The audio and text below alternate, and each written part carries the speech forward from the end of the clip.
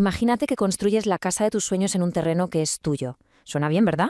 Pues ahora imagina que ese sueño se convierte en una auténtica pesadilla legal, una que termina con una condena de cárcel. Pues bien, esta es la historia real de un matrimonio en Dos Hermanas, Sevilla, y es una advertencia muy, muy seria. Parece una pregunta increíble, ¿a que sí? Pero la respuesta, como descubrió esta pareja por las malas, es un sí rotundo. Vamos a meternos de lleno en este caso para ver cómo un proyecto de vida acabó en los tribunales de la Audiencia Provincial de Sevilla.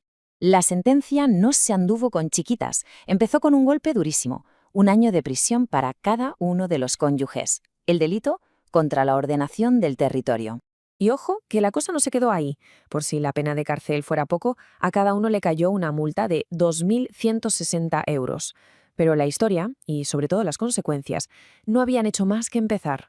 A ver, la pregunta del millón. ¿Qué hicieron exactamente para merecer una condena así? Porque el problema no es que construyeron una casa, sino dónde y cómo la hicieron. La clave de todo este embrollo está en el tipo de terreno que compraron. Todo arranca en 2008, cuando la pareja compra una parcela de casi 840 metros cuadrados. El problema estaba clasificada como suelo no urbanizable de carácter natural o rural. Y esto, en pocas palabras, significa que ahí, por ley, no se puede levantar una vivienda. Es una zona protegida para conservar el paisaje.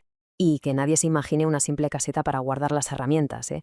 Para nada. Lo que construyeron era una vivienda en toda regla, una estructura permanente con sus cimientos compuesta por 6 módulos metálicos. Y por dentro completita, 3 dormitorios, cocina, baños, salón. Además, por fuera tenía su porche, su fosa séptica y hasta patios de hormigón. Vamos, una casa en condiciones.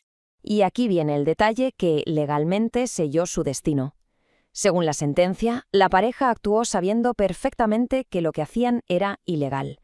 El tribunal fue muy específico y dijo que no solicitaron licencia urbanística al tener consciencia de que no era posible su concesión. O sea que no fue un error ni un despiste, fue una decisión consciente. Claro, la pregunta es, ¿y cómo se descubre todo esto? Bueno, pues el proceso no fue de un día para otro. Pasaron varios años desde que empezaron a construir hasta que las autoridades intervinieron ya de forma definitiva. La cronología de los hechos es muy reveladora.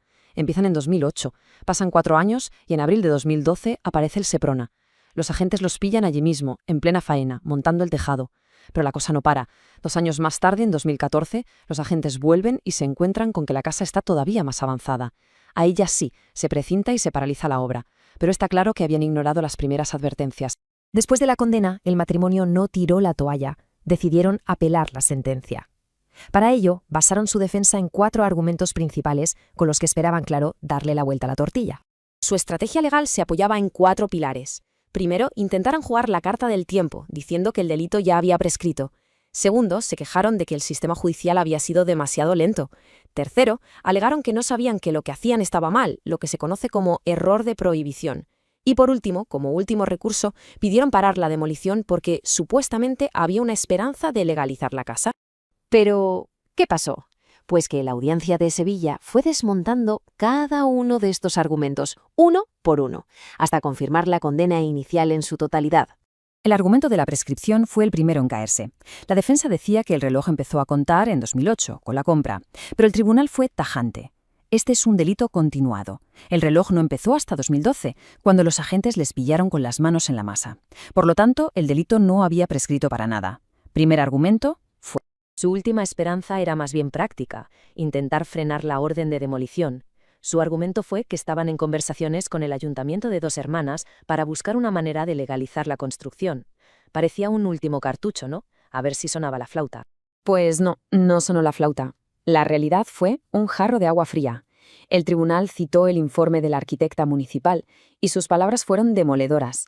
El terreno sigue siendo rústico, no ha habido ningún cambio. Y la casa es, y cito textualmente, no legalizable en absoluto. Se cerraba así la última puerta que les quedaba. Y con el resto de argumentos, pues más de lo mismo. El tribunal, lógicamente, no se creyó lo del error, eso de que no sabían que actuaban mal, algo poco creíble cuando ni siquiera pides una licencia. Y tampoco encontró que el proceso se hubiera retrasado de forma injustificada. Resultado, la sentencia inicial fue ratificada en todos y cada uno de sus puntos. El caso estaba cerrado. Así que, para hacernos una idea del palo, el coste total de su decisión fue devastador.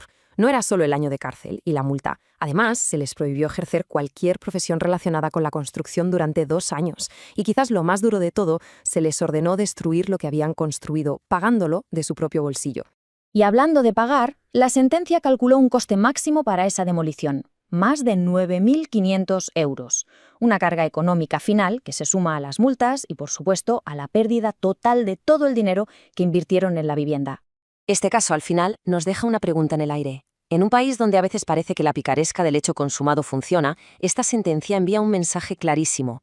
Construir ilegalmente en suelo protegido no es una simple infracción administrativa, es un delito penal con consecuencias muy, muy graves. Una lección que desde luego esta pareja aprendió de la forma más dura posible.